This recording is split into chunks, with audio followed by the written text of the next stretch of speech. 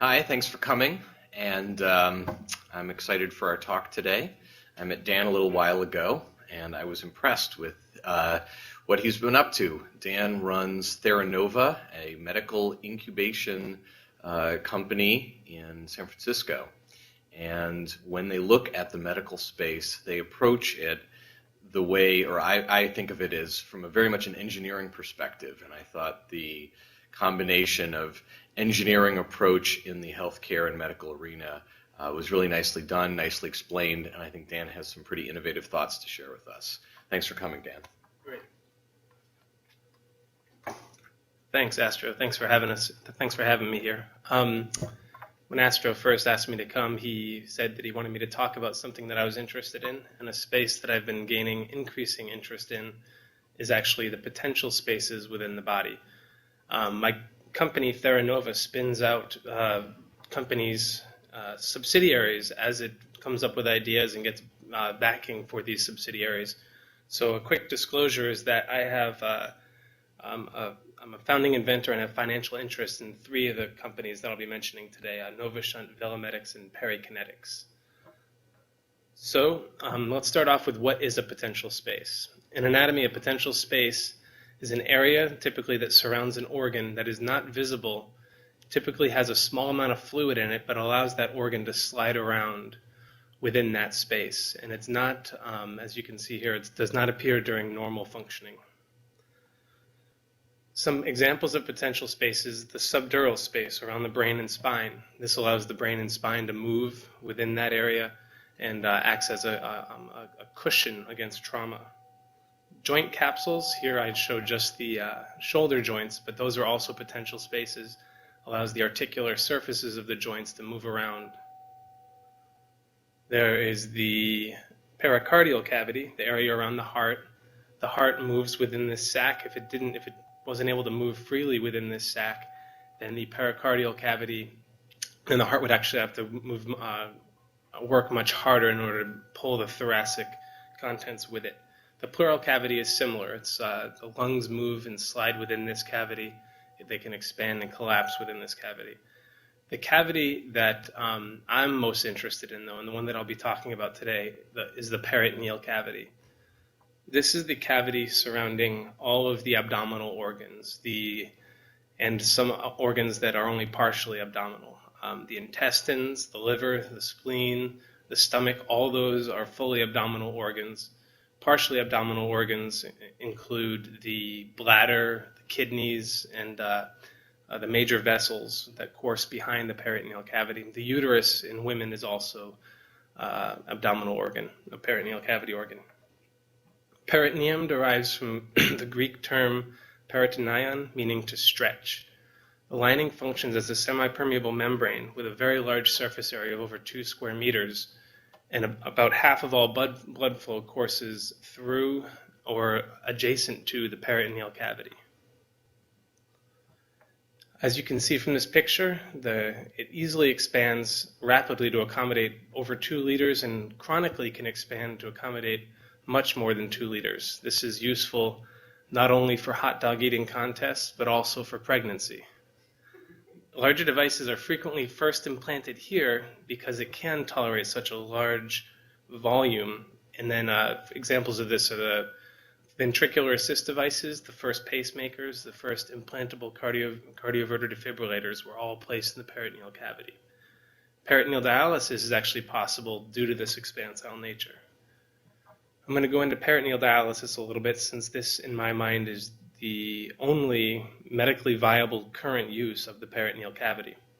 The history of peritoneal dialysis: Stephen Hale was medically recorded to have removed peritoneal fluid, excess peritoneal fluid that accumulated in a patient with liver disease from their abdominal cavity, and then replaced it with red wine. He did this twice, and the volume was such that the patient became incapacitated, presumably because they were drunk from the red wine that was placed into their peritoneal cavity. In 1827, Beethoven had multiple episodes of draining of this excess fluid, which he also had from his liver disease, and this fluid is called ascites again. G. Wegner, in 1877, discovered that the peritoneum is actually a semi-permeable membrane. And this was a big discovery. He pushed hypertonic solutions, meaning solutions with more solutes than the body has, into the peritoneal cavity and saw that the overall volume in the cavity actually increased as it pulled fluid from the body. He also infused hypotonic solutions, meaning solutions with less solute content, into the peritoneal cavity and noticed that they actually decreased in size. Several other scientists built on this discovery that it's a semi-permeable membrane, and George Ganter became the first physician recorded to treat kidney disease with peritoneal dialysis by pushing this fluid into the peritoneal cavity, allowing it to reside there, and then pulling it out with toxins intact. Peritoneal dialysis today, over 40% of all patients in Europe actually utilize continuous ambulatory peritoneal dialysis.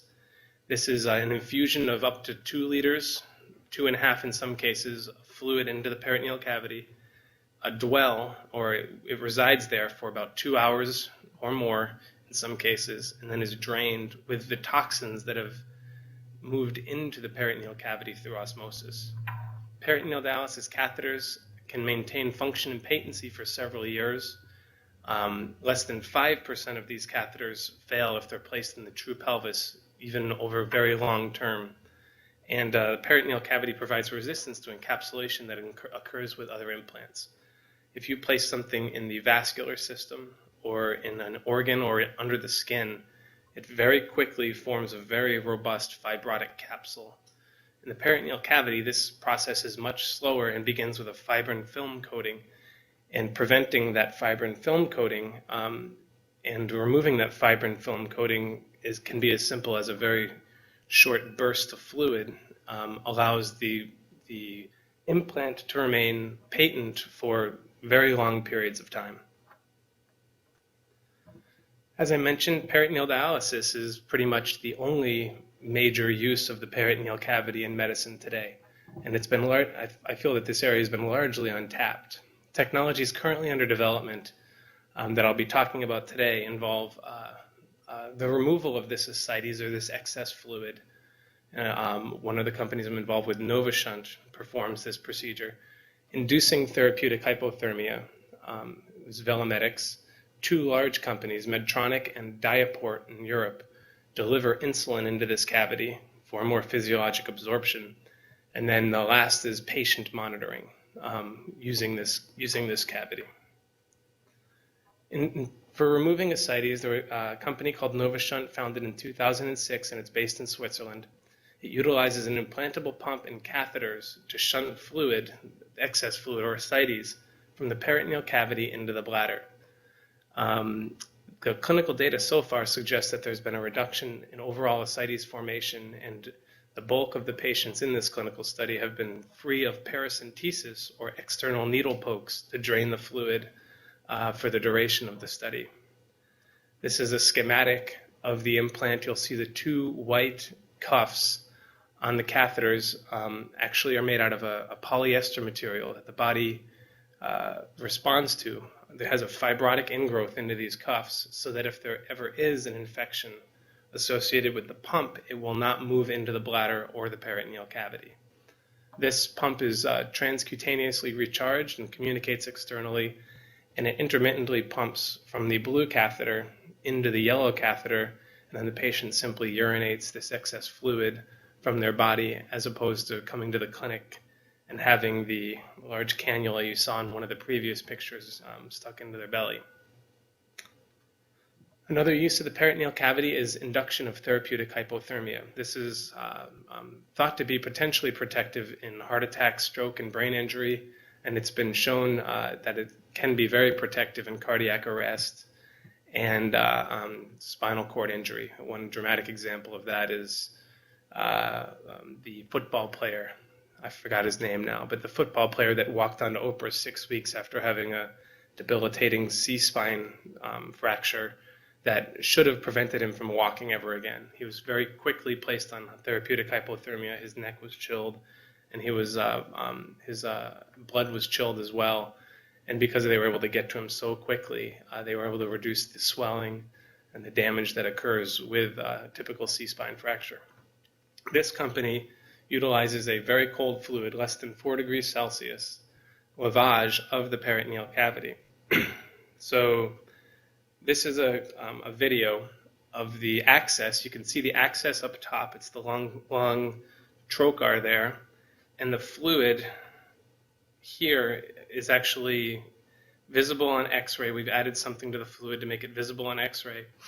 And when I click on the video here, you'll see that the fluid comes in through that trocar and courses down over the bowel.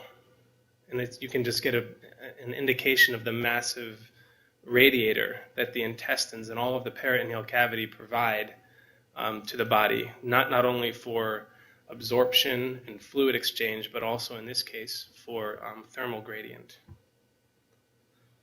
Delivering insulin is another use of the peritoneal cavity. Medtronic, as I mentioned, and Diaport are two companies that use the peritoneal cavity to deliver insulin. Medtronic uses an implantable device.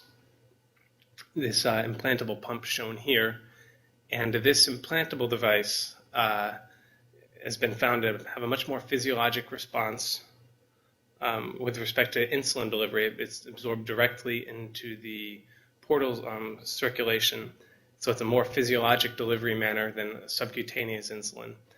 Patients in this were asked to refill their insulin every 3 months. Clinical study patients reported exquisite blood glucose control, and the feeling was that if this could be coupled with an accurate, precise blood glucose sensing, it could function as an artificial pancreas. There was a study that recently came out and was published earlier this year on 60 patients with over 360 patient years of having this pump implanted. And there was they did not report any episodes of infection of the peritoneal cavity, which is one of the concerns you have with any peritoneal device. You'd be concerned about peritonitis occurring. In this case, they did have some infections related to refilling of the pump, but they were few and far between. I think it was 2 per 100 patient years. And the infections were limited only to the pump site because of the use of a cuff. So the last area that I think has a lot of promise for the peritoneal cavity is in patient monitoring.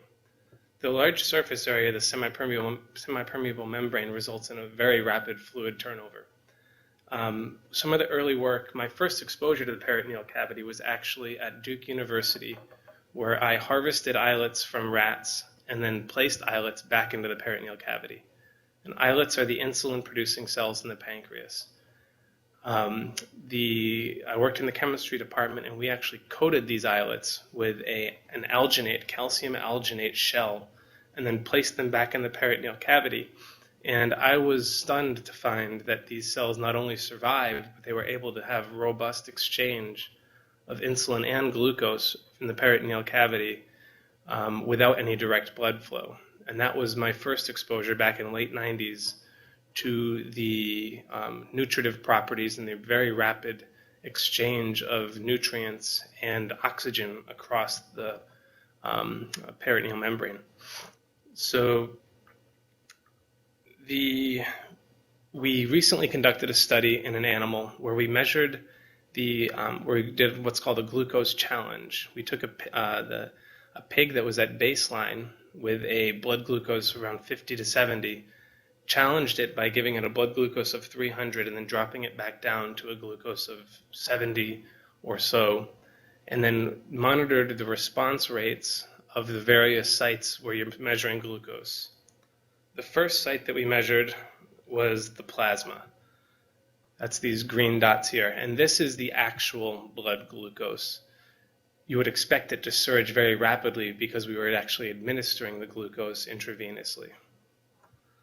When we measured in the peritoneal cavity, you'll see that it tracked the plasma very nicely. There was a 5-minute delay between the first exposure of the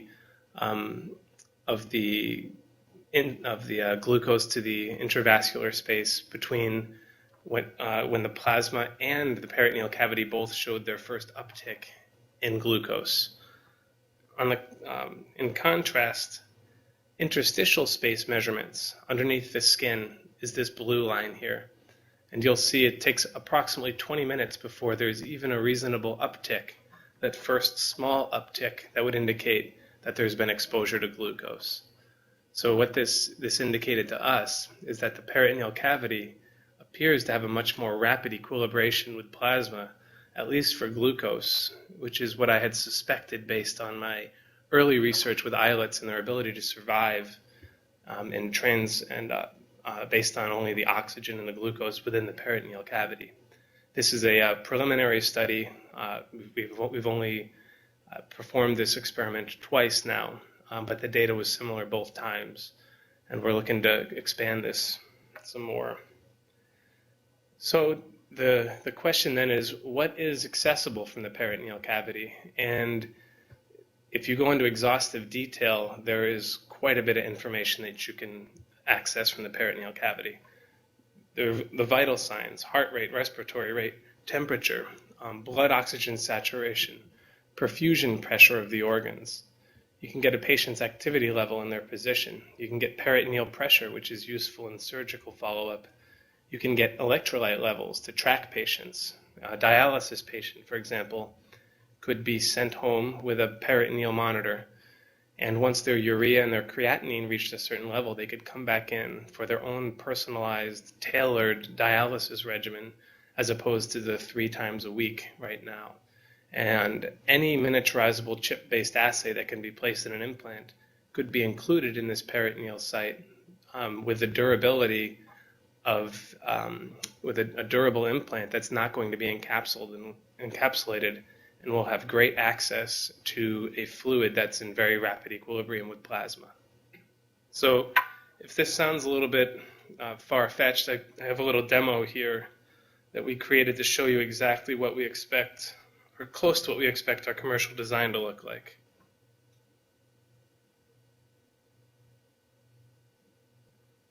You can simply hold the medical tricorder over the abdominal cavity, and from there you can gain all the patient's information. So future applications: peritoneal oxygenation. You could simply lavage the peritoneal cavity with oxygenated saline, and that'll provide 20 to 30% of the oxygen requirements for the body. If you use a perfluorocarbon or something that has a higher oxygen content, you could get up to 80 and even higher % of the body's requirements. The reason they don't do this now is the perfluorocarbon could be seen as being irritating to the peritoneal lining. Artificial organs as well. There's an implantable kidney, implantable pancreas that I discussed, islet transplantation, and there's a lot of other potential applications for the peritoneal cavity that I think have been largely overlooked. So medical device development has historically been based on organ systems. My take on it is that I think we should be looking to the spaces around the organs to improve function and reduce overall foreign body response. So that's it.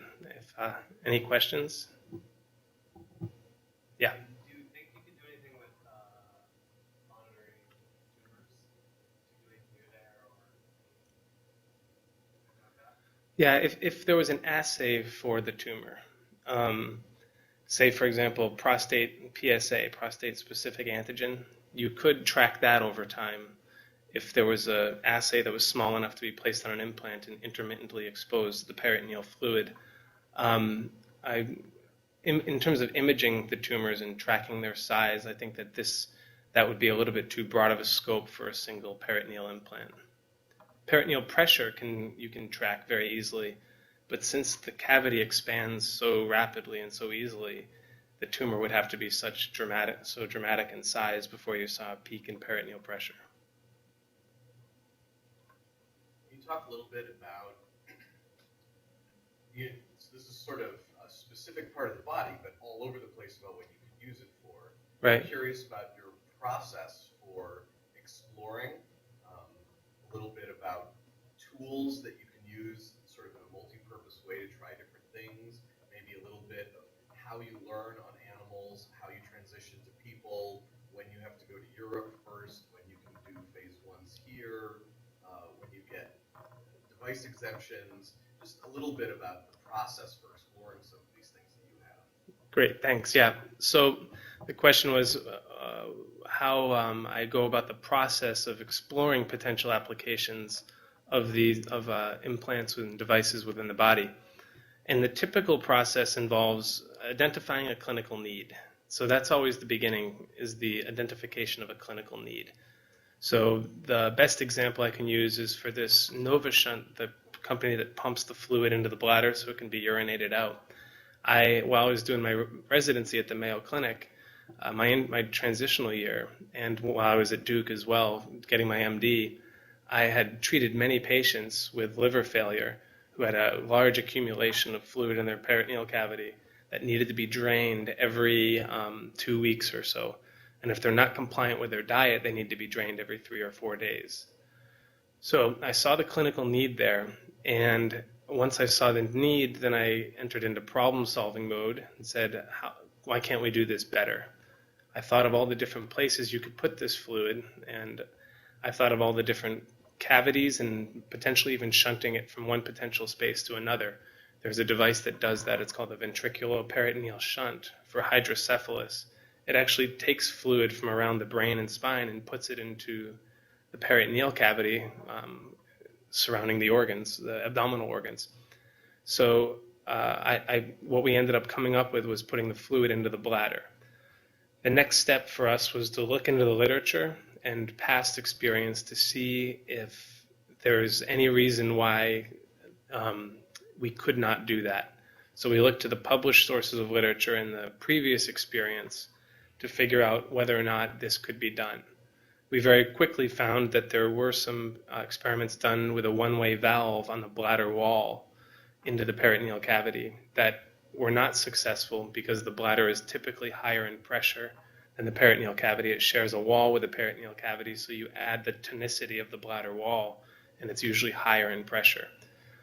So we realized we needed to use a pump. So we looked to the literature to see if there was a pump that had ever been used, and we actually found a paper by Gregory Rosenblit where they had used this clumsy, awkward pump that was just a drain that's usually external that was anchored to the iliac crest, and they pumped it externally, and they had erosions because of the pumping and the pushing on it with their hand. But that to us validated the concept because he had a couple good patients that actually were able to get some relief with that. So from there, we decided we wanted to improve on that design and do something that would allow this to be a much more broadly applicable technology. We started with benchtop tests. We almost always start with benchtop tests. Developed a pump and catheters, challenged the benchtop tests by putting egg whites and hard tofu through the catheters and the pumps to make sure they could handle it, because there are particulates in ascites fluid. And then from there, we performed animal studies, and we performed animal studies based on what our advisors told us they'd want to see prior to a first-in-human experience. And first-in-human, at least for the foreseeable future, is not going to be in the U.S. for any significant risk device. The FDA, I worked at the FDA for a year in the mid-90s, and the sentiment there now is very similar to when I was there, and it was one of extreme caution with respect to industry. It's a pendulum. It's swung pretty far the other direction in the last 10 years, and now it's swinging back. So we ended up going to Europe for our first in man, and now we've done 20 patients now, and we're applying for a CE mark in Europe, which we expect to get early next year. But we still are in the process of negotiating an investigational device exemption with the FDA and filing an application to even start studies here. So for all the studies that I've done, I have 4 technologies that I've come up with and spun out that are in clinical studies now. One of them is here. The other 3 are all outside of the country. And they're going to probably stay there for the foreseeable future, for the next couple of years at least. But that's the typical process: is identifying the need, vetting it on the benchtop, doing what you can to vet it in the preclinical stage, preclinical model, determining what you need to get to the clinical model, and then taking it from there. And what would skeptics say. So you've made an argument for a particular part of the body and a number of things that you could do with it. They all seem very clear and straightforward and compelling. Yep. Surely there are skeptics. What do they say about why this isn't a good idea or the right path to go down? Yeah, so the peritoneal cavity traditionally has been a problem for physicians. It's been a place where fluid accumulates, where organs stick to each other, called adhesions, and causes problems, or in some bad cases ends up with an infection called peritonitis. So all of these risks are actually significant if the implant is not appropriately designed. So I think the main skeptics, typically the first thing a fellow physician will ask me is, what about infection? But that for me, the data that the Medtronic has with their implantable insulin pump of over 300 patient years with no episodes of peritonitis. They did have pump pocket infections, but those cuffs kept them from progressing into peritonitis. So I think that the concern is real, the concern is out there, the perception is out there, but I think the data, most recent data is showing that that's a potential complication that's been pretty well managed with current technology. Yeah. So along those lines, can you talk a little bit about how you address anchoring and are these free-floating devices, and then how you'll keep your infection surfaces clear? Yeah, very good question. That's the other issue is the peritoneal cavity, if you just put something in there and let it sit there and you put it, particularly if you put it in the wrong spot, it will get encapsulated by omentum, which is a sheet in the peritoneal cavity that is searching for perforations in your bowel so it can surround them and turn it into an abscess instead of a peritonitis. So if you place the catheter in the peritoneal cavity, in the true pelvis, away from the omentum, then one doctor, Dr. Crabtree, who is one of my advisors, and is places peritoneal dialysis catheters as a laparoscopic surgeon, he's found a 5% failure rate over a very long period of time. And that's with inflow and outflow to the catheter. So if you simply have something that is sensing, and ideally sensing and delivering something to the peritoneal cavity that sweeps over those holes and pushes over those holes, then you can dramatically extend that by ensuring that you're in the true pelvis away from the omentum. The implantable insulin pumps have had some great success with respect to remaining patent. They did have some occlusions, but they also placed it up near the liver, which is another area that is a preferred placement area, but if it gets exposed to omentum up there, it gets clogged. So, but they had some great patency rates because they're just pushing fluid out. So one of the keys to it that I've found over the years is if you're going to design something for the peritoneal cavity, ideally it will have some sort of an anti-clogging feature, as with the patient monitoring system, where we push a very small bolus of fluid through that catheter and over the sensors on an intermittent basis. It takes about a week even for a flimsy fibrin film to form. So if you do that on a daily basis, you can make sure that the fibrin is expelled from the catheter and then absorbed into the body. But that's another great question. That's another thing the skeptics would ask is, it is more resistant to encapsulation, but how do you keep it from those cases where it does get encapsulated? By contrast, if you put something in the subcutaneous space, there's no way you're going to prevent encapsulation. People have been working on that for years and years and years. So, any other questions?